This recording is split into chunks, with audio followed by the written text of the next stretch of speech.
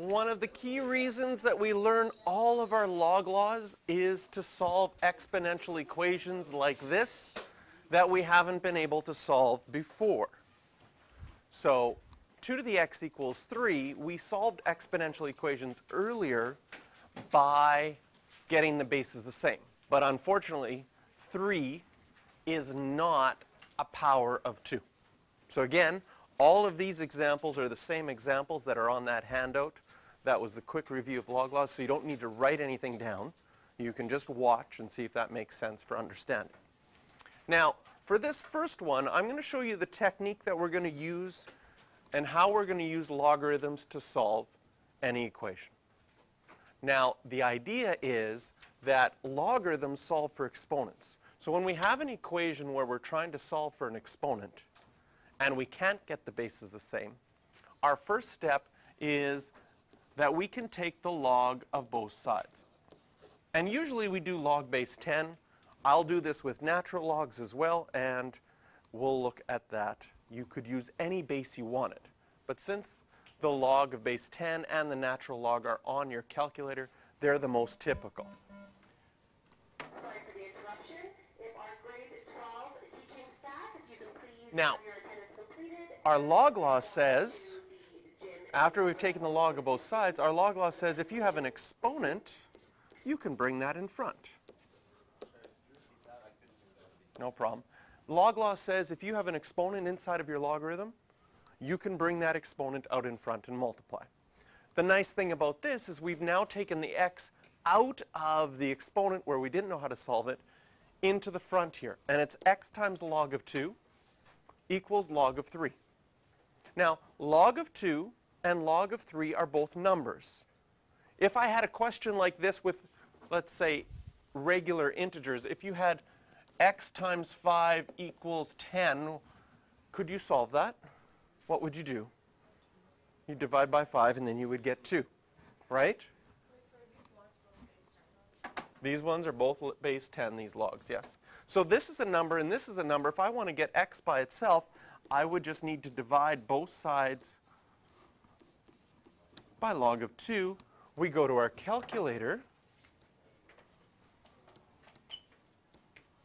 and we write log of 3 divided by log of 2, and we get an answer, 1.58. The beautiful thing about solving exponential equations with logarithms, they're always on the calculator part of your test. And so you can store your answer as x and check to see if you got it right or not. Our original equation was 2 to the x is supposed to equal 3. So I can go 2 to the exponent of x and push enter, and if it's equal to 3, I know that I've got it completely right. Yes! Okay, so you can do that little exclamation when you get them right. You can cheer, you can be happy. Right, yeah, during quiz, during the final exam, or so 1.58. Is that rounded correctly? Yes, to 2 decimal places. So there's our answer to 2 decimal places. Now, if you had done the same thing with natural log of both sides, the exponent would come out in front. You would divide both sides by the natural log of 2. And you get natural log of 3 divided by natural log of 2. If I go to my calculator and test that out, natural log of 3 divided by natural log of 2, I get the exact same answer.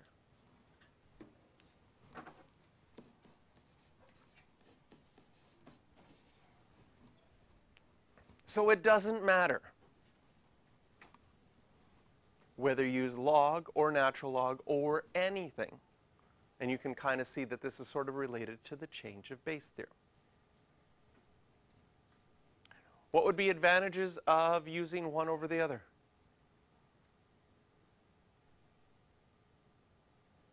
Or are they exactly the same? Pretty sure they're the same? 10 for Understanding, that's definitely, people find they like the log because the thinking of a base 10 is easier than thinking base e. So it seems like that feels better. So some people choose the blue because of that. Okay? Some people choose the green because every time they write, they save one letter, which at the end of this one, you've saved 1, 2, 3, 4, 5, 6 letters, which is about 0.3 milliseconds in time, which you can use to get the question wrong because you didn't see it the other way. So either one of those is right. Now on these very basic ones, you could have also changed this to log form. So you could have just used the definition. The definition would say log, my base is 2, my answer is 3, my exponent is x. And if you have that form on your calculator, you could type in log base 2 of 3, and you get 1.58 that way as well. So although this looks really nice because the answer came out right away, and that's fine if you do it for these simple ones, that simplistic solution doesn't help us when we look at our next couple of examples.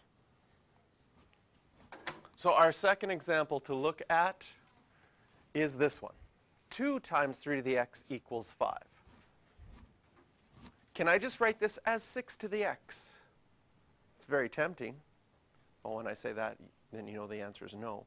The answer is no. Why? Order of operations. BEDMAS says that you have to evaluate an exponent before you multiply. So if you choose to multiply 2 times 3, you're not following order of operations. So in this case, we're going to do the same thing. We're going to start by taking the log of both sides because we recognize that you cannot write both of these in the same base. And now you're going to be tempted to want to bring this x out in front, but we have to be careful because our log law for exponents says you can only bring the exponent out in front if that exponent is to the entire thing inside. Right now, this exponent of x is just to the 3. That exponent is not to the 2. So we can't use our log law to bring the exponent out in front first.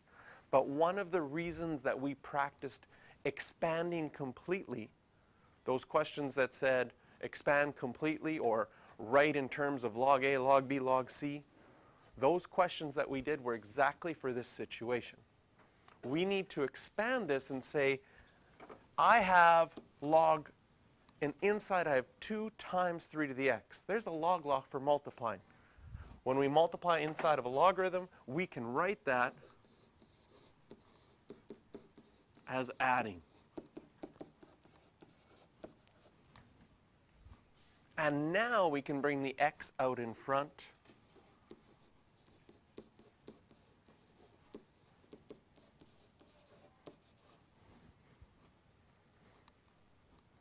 And one of the things that's sometimes tricky for students is when to recognize when a logarithm is a number and when it's not a number. So the question is log 5 a number or is it not a number? It's a number. Is log 3 a number? And log 2 is a number. So if you had a question, if these were just numbers, I'm just using, could you solve 2 plus 3x equals 5? Right? That would be easy. This is no different, just that the numbers are written more abstractly. This is the same idea. What would you do if you had 2 plus 3x equals 5? Would you subtract 2 on both sides? So we're going to do the same thing here. We're going to subtract log 2 on both sides. And then after you subtract it, here you could combine them because they're like terms, right? And you just write 3. Here we would just leave this as log 5 minus log 2. You could apply the log law and write log 5 over 2 if you wanted, but it won't be wrong if you leave it expanded. Then What would you do with this log 3 out in front? Divide. So log 5 minus log 2, all divided by log of 3. And again, we go to our calculator. If you have the fraction button, use it. Otherwise, you'll need to add extra brackets. Log of 5 minus log of 2 divided by log of 3.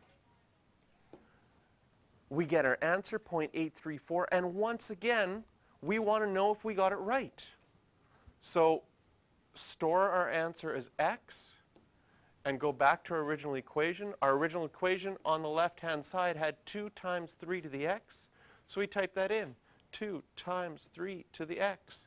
If it's equal to 5, then we know we've got it right. Yes! Yeah!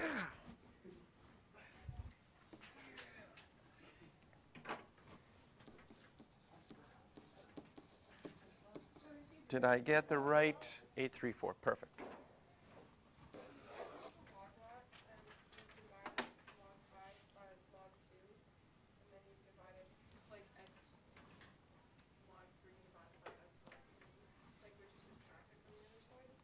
Sorry, say that again. If you use the log law to combine these? Yeah, like if you use a log law and then you like change it to log 5 over log 2. No, it wouldn't be log 5 over log 2. It would be log 5 over 2. So she's saying if I change this,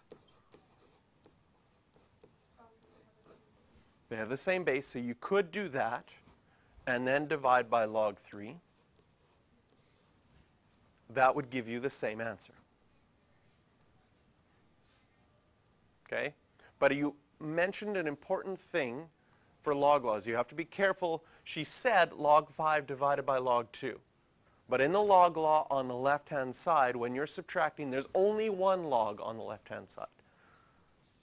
The only time that you have a log divided by a log is the right-hand side of the change of base theorem. So this blue would have worked as well, but it's not necessary.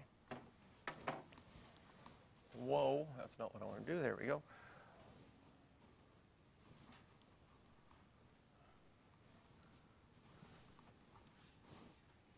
Of course, you could have done this same thing with natural logs.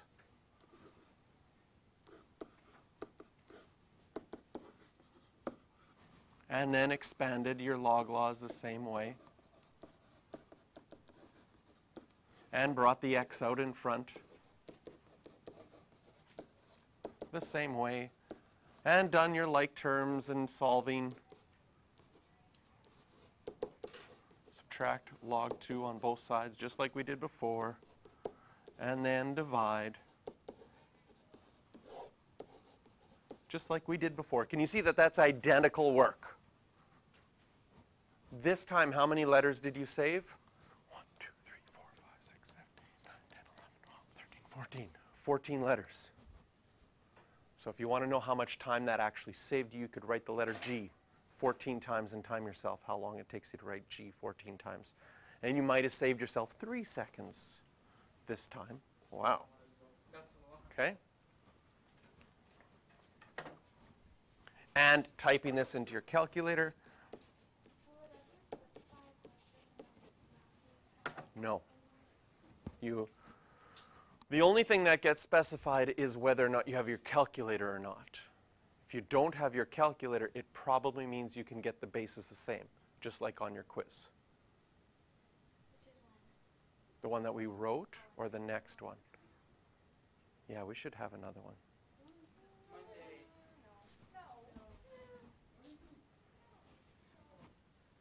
Okay.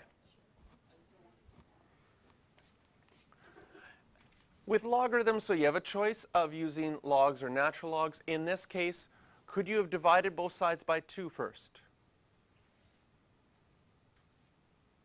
Yes. So then you would have gotten 3 to the x equals 5 over 2. I'll leave that as a fraction.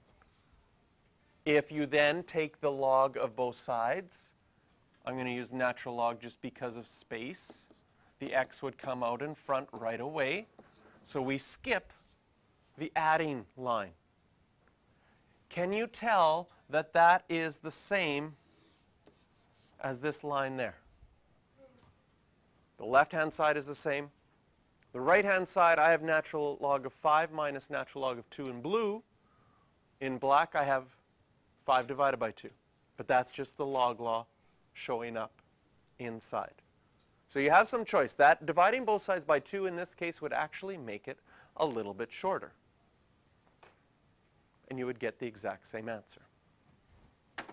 So whatever you can do algebraically or mathematically is still allowed. So if you want to think about those things and try to figure out, oh, what might be a strategy to make this faster, that could be helpful. So let's look at the question where we have x on both sides. This is our last example. So again, you're solving for x as an exponent. You can't get the bases the same. So you would take the log of both sides. Now on the left-hand side, is the log to the entire thing? Yes. Sorry, not the log. Is the exponent to the entire base inside the logarithm? Yes, so you can bring the exponent out in front. The number one mistake that students do is this. That exponent comes out in front. It's that whole thing multiplied. So we need to make sure that we include brackets there. Same thing on this side when I bring out the 2x plus 3 in front. Okay. So we need to be able to recognize that log 5 is a number. Okay? What would you do in a question if you had that? You'd distribute it out, right? You'd multiply the 5 by the x and the 5 by the minus 1. And if you had 2x plus 3 and a 3 here, you would do the same thing. Just because we have a logarithm doesn't change the fact that it's still a number and we still solve things the same way that we solved in the past. So you're going to distribute your log 5. Okay? Now, I'm going to talk about something. We'll solve this question, then I'm going to talk about some common mistakes and this whole idea of how important it is to recognize when a logarithm is a number and when you just have the log function. But we'll look at that at the end. So here, log of 5 is a number, so I can distribute. I would get x log 5 minus log 5 equals 2x log 3 plus 3 log 3.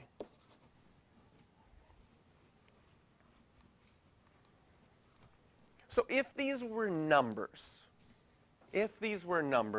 we would now have the situation where we basically have 5x minus 5 equals 6x plus 9. Let's say we have that. What would you do in that equation? You put your like terms together. Which are your like terms, the 5x and the 6x? Which are not your like terms, or which are other like terms, the negative 5 and the 9? It doesn't change here, okay? Our like terms are the ones with the x's. So I'm going to put my terms with the x's on one side of my equation. And I'm going to put my terms without my x's on the other side of the equation. Because they are technically alike, the only thing is they're not numbers you can easily put together.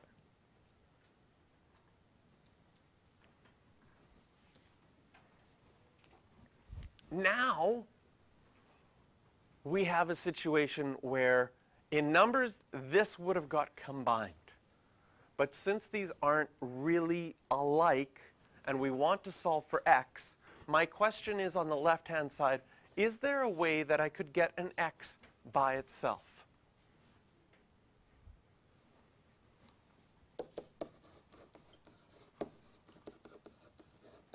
Right-hand side's not going to change. I have x something minus 2x something. How could I get 1x out in front? What's this called? Factoring out a common factor. Can you see that they both have an x in them, so you could factor out that common factor? right? You never do that. Let's go back to our regular numbers here. Let's say you had 5x plus 3 equals 2x plus 4. So you would subtract 2x on both sides and subtract 3 on both sides.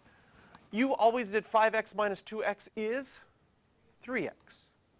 Did anybody ever go, oh, I'll factor out the x and just have 5 minus 2? Right? It works, because what's 5 minus 2? It's still 3x. The same idea works, but we normally could just put those numbers together.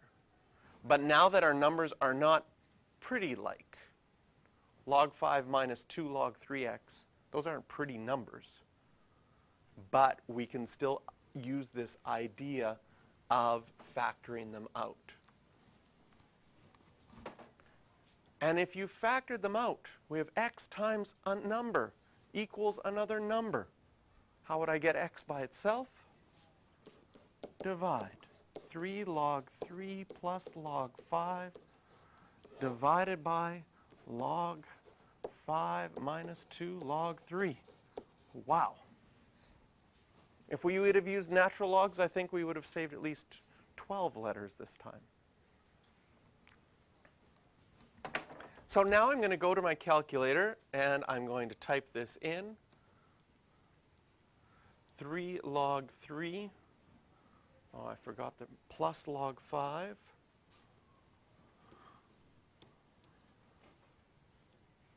Divided by log 5 minus 2 log 3.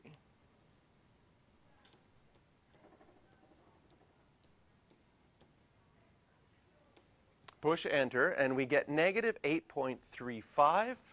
I'm going to store that as x. And now we're going to check if this answer worked. So going back to my original equation, on the left-hand side of my original equation, I had 5 to the x minus 1. 5 to the exponent of x minus 1. Enter. Apparently that's equal to 2.936. I don't know if I'm right yet because my right-hand side of my equation also had an x in it. So I'm going to have to type that one in too, 3 to the exponent of 2x plus 3.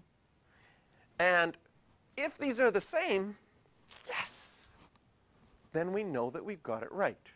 If they're different, means you have to probably redo the whole question. Because trying to find your mistakes in logarithms is somewhat similar to trying to find your mistake when you prove an identity. You'll probably look and look and look and never see it, so it's better just to start again and take more time to do it the second time. It's probably the fastest way to get the right solution. So our answer, negative 8.35.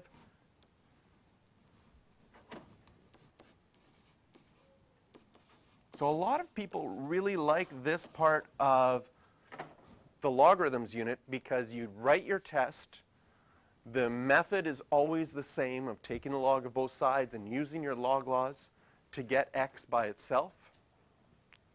The most complicated situations are a combination of what we saw here in this example, where you have x's on both sides, coupled with this example where you have a number multiplied in front. So the hardest we could make a question is 3 times 2 to the x plus 1 equals 7 times 3 to the x. We have x's on both sides. You know, I can make it even longer by making an x 2x minus 3. There we go. You want to try this one? Okay. So we'd start. I'm going to use the natural logs this time because I want to save some letters. All right? I'll take the natural log of both sides.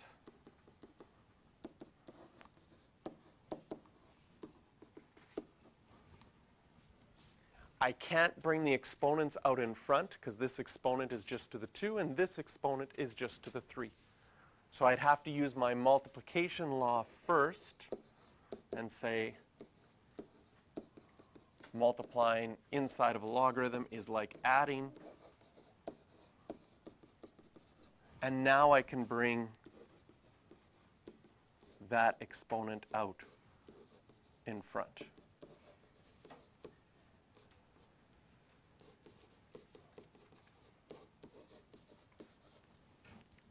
The natural log of 2 and the natural log of 3 are both numbers.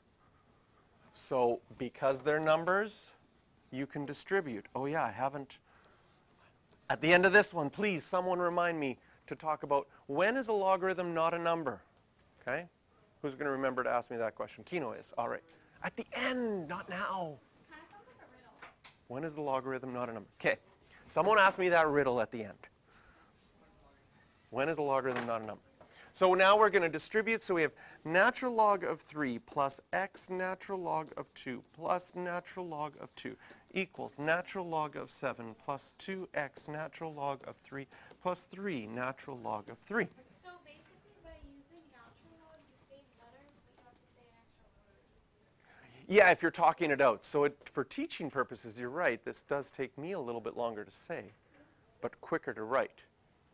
And I can talk faster than I can write, so I think we're okay. Whew. Oh, 2x minus 3. Thank you. I changed it. Luckily, we have an eraser.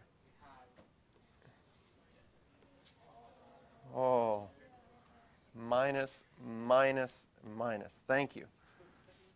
See, this would have been disastrous, because at the end, we would have got an answer. I would have plugged it in and been so excited to see those numbers match up, only to find out they do not match.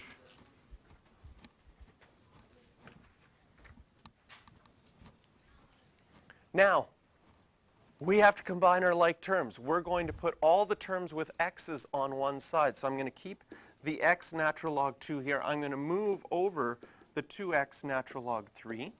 And on the right-hand side, I'm going to put all of my just natural logs.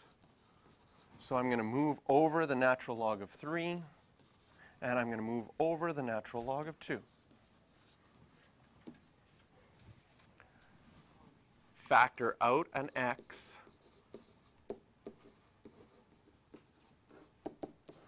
And you have to rewrite all of this. And finally, divide.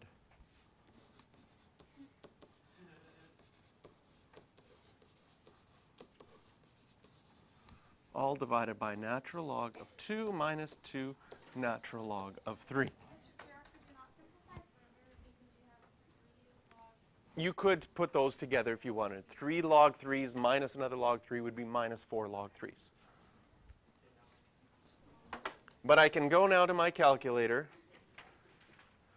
type this in exactly as we see it. Come on, there we go.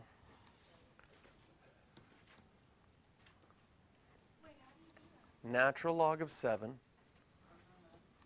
minus 3 natural log of 3. Yes, I'm going to make that 4 natural log of 3 minus natural log of 2. All divided by natural log of 2 minus 2 natural log of 3. And hoping that I didn't make any adding, subtracting, negative mistakes along the way. So I'm going to store this as x. And now the moment of truth. We got to plug it back into the original. So my left-hand side was 3 times 2 to the x plus 1. Enter. 25.5. My right-hand side was 7 times 3 to the 2x plus 3. 2x minus 3. Oh, I almost did it again. We should double check. Is that the same? 2x minus 3.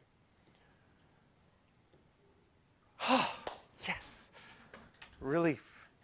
Right? Because if you get it wrong, probably the best solution is to do it again a little bit slower. So should you always verify your answer? You should always verify your answer that you've got it right. Okay? If you do make a mistake and you cannot see it, what I would suggest on a test, you verify your answer and it's not right. Don't erase what you've done. Take out a blank piece of paper. Wait a question or two, and then do it again. If you get the same wrong answer again, obviously you're making a mistake that you're not going to unmake. Right? Yep. You deserve to get docked for that mistake because you really make it well.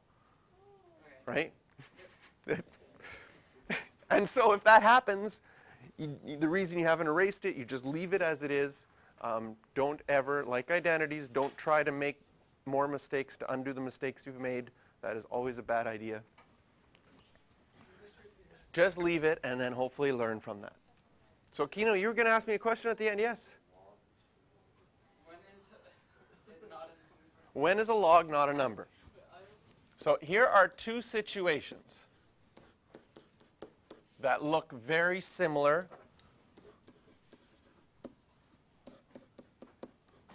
Okay? And here are the two answers that look very similar.